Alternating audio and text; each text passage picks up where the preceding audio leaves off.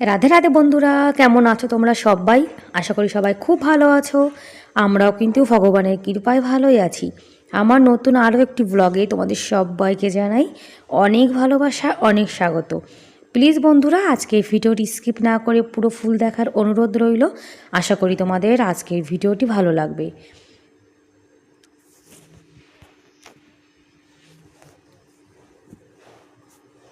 সকালে কিন্তু আশেপাশে কাজ করে আমি স্নান করে নিয়েছি।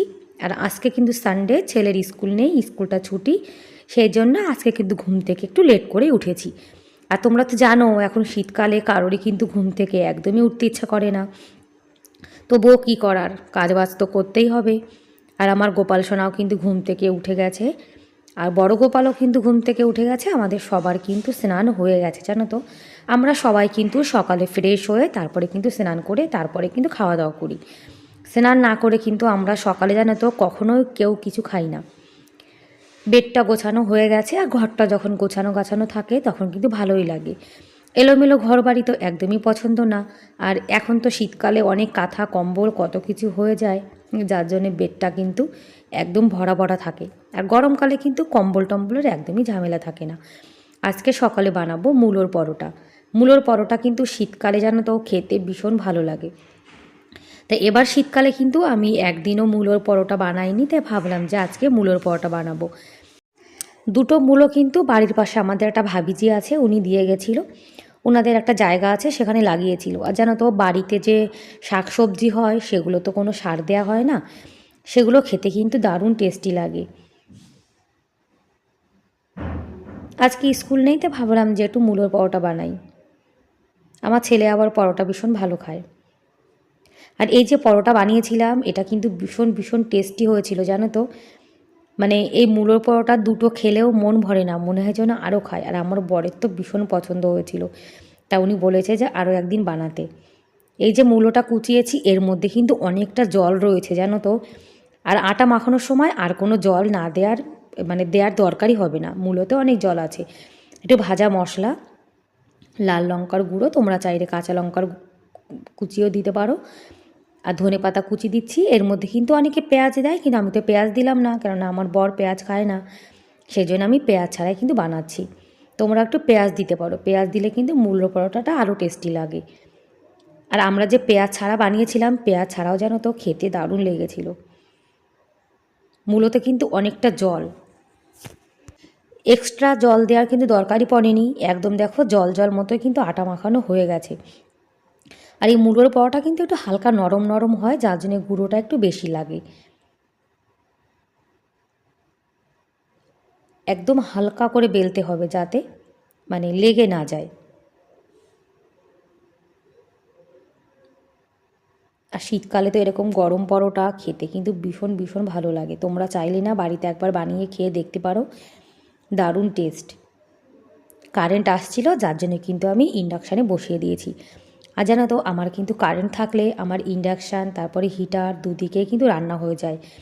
আর এই যে আমি ইন্ডাকশানে রান্নাবান্না করি, এতে আমার গ্যাস কিন্তু অনেক বাঁচে। আর আমাদের এখানে কিন্তু কারেন্ট এখন ফ্রি আছে, জানো তো। কারেন্ট ফ্রি বলে এখন মানে যা খুশি চালাতে পারো, কারেন্টের বিলই আসে না। ওই কারেন্টের বিল আসে না, সেই জন্য কিন্তু আমি গ্যাসটা বাঁচাই আর কারেন্ট যতটা সম্ভব ইউজ করি। কিন্তু কখনো কখনো সকালে তো কারেন্ট থাকে না, বিশেষ করে এই শীতকালের বেলায়, জানো তো, একদমই কারেন্ট থাকতে চায় না, 7টা বাজলেই কারেন্ট চলে যায়। সেই জন্য এ কদিন তো গ্যাসেই রান্না হয়েছে, তা আজকে ভালো কারেন্ট দিচ্ছিল। সেই জন্য আজকে আমি ইন্ডাকশান আর হিটার দুদিকে কিন্তু রান্নাবান্না করে নিয়েছি। আর কি জানো তো, একটু মানে সংসারে সঞ্চয় করতে গেলে একটু বুদ্ধি কিন্তু খাটাতেই হয়। আর আমি যেভাবে আমার সংসারে একটু সঞ্চয় করার চেষ্টা করি, সেটাই তোমাদের সঙ্গে শেয়ার করলাম। আমরা যারা গৃহিণী আছি, যারা বাইরে যেয়ে পয়সা কামাতে পারি না, তাদের কিন্তু সংসারটা একটু বুদ্ধি করে চালাতে হয়, যাতে সংসারে একটু উন্নতি হয়। আর শীতকালে, জানো তো, কাঠের উনুনে রান্না করতে কিন্তু দারুণ লাগে। মানে কাঠের উনুনে আগুনের পাশে একটা তাপ লাগে, তো তখন শীত একদমই মনে হয় না। আর গ্যাসে কিন্তু সেটা একদমই হয় না, যার জন্য রান্নাঘরে অনেক শীত। আমি সোয়েটার টুপি সব কিন্তু পরে রয়েছি। এদিকে আমার পরোটা কিন্তু রেডি হয়ে গেছে। পরোটার সঙ্গে তরকারি ভালো লাগে না, চাটনি ভালো লাগে। তা আমি কিন্তু সোজা চলে এসেছি ছাদের পরে। আর আমি ছাদের পরে আসতেই, জানো তো, মানে রোদ্দুরটা চলে গেছে। একটু আগে কিন্তু ভালোই রোদ ছিল, আর আমি যেই প্লেট নিয়ে উপরে আসলাম সঙ্গে সঙ্গে সূর্যি মামা চলে গেল। মানে হালকা একটু মেঘলা মেঘলা ভাব রয়েছে জানো তো আজকে। আবার অনেকে বলছে যে বৃষ্টিও নাকি হতে পারে। এই দেখো আবার একটু রোদ উঠেছে।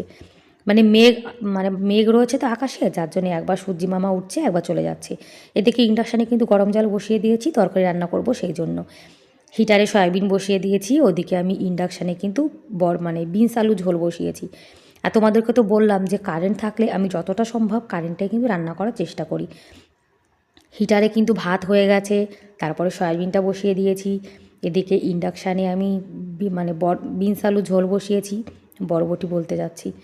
এদিকে কিন্তু ভাতও আমার হয়ে গেছে। আজকে কিন্তু আমার গ্যাস জানো তো একদমই অন করা লাগেনি। ব্যাস সয়াবিন হয়ে গেছে দুপুরের জন্য, এদিকে বিনস আলু ঝোলও হয়ে গেছে। আমি কিন্তু দুপুরে রান্না করে নিয়েছি। সকাল কারেন্ট আসছিলো তো, যার জন্য আমি সকালে আর দুপুরে একবারে রান্না করেছি। আর গোপাল সোনার সেবা কিন্তু আমার দেয়া হয়ে গেছে। সকালে ভাত আর 2 রকম তরকারি দিয়ে গোপাল সোনাকে সেবা দিয়েছি।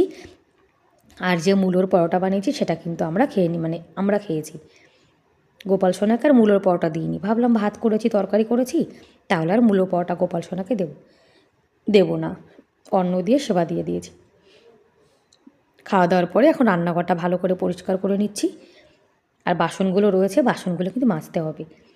আমি জানো তো রান্না করার পর তারপরে কিন্তু ভালো করে রান্নাঘরটা পরিষ্কার করে রাখি। আর খাওয়া দাওয়ার পরে সঙ্গে সঙ্গেই কিন্তু আমি এঁটো বাসনগুলো মেজে রেখে দিই।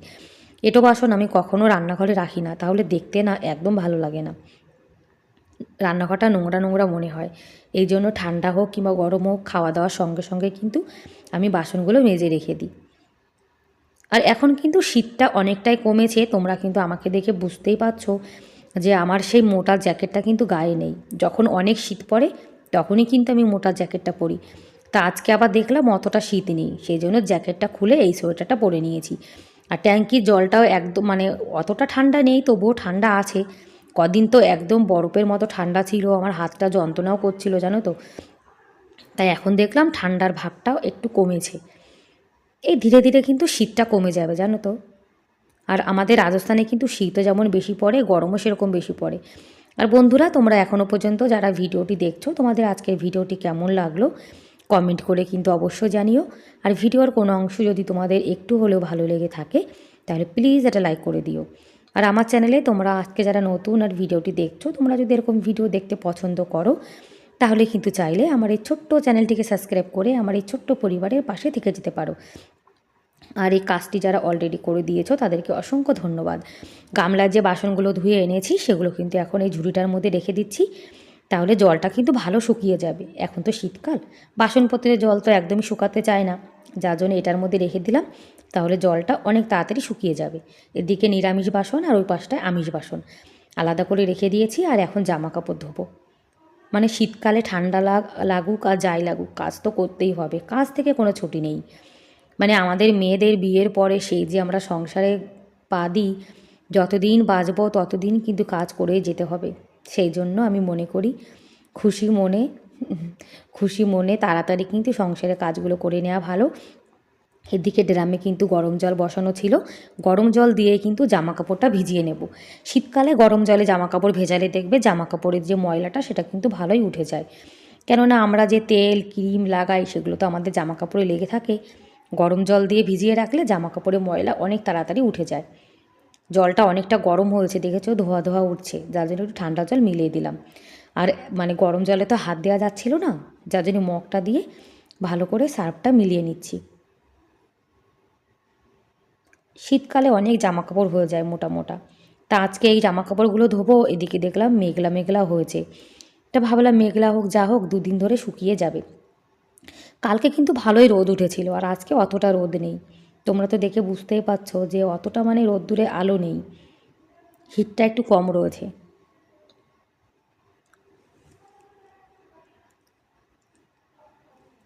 রোদ থাক আর না থাক, জামা কাপড়গুলো ধুয়ে দিলাম, 2 দিন ধরে শুকিয়ে যাবে সব।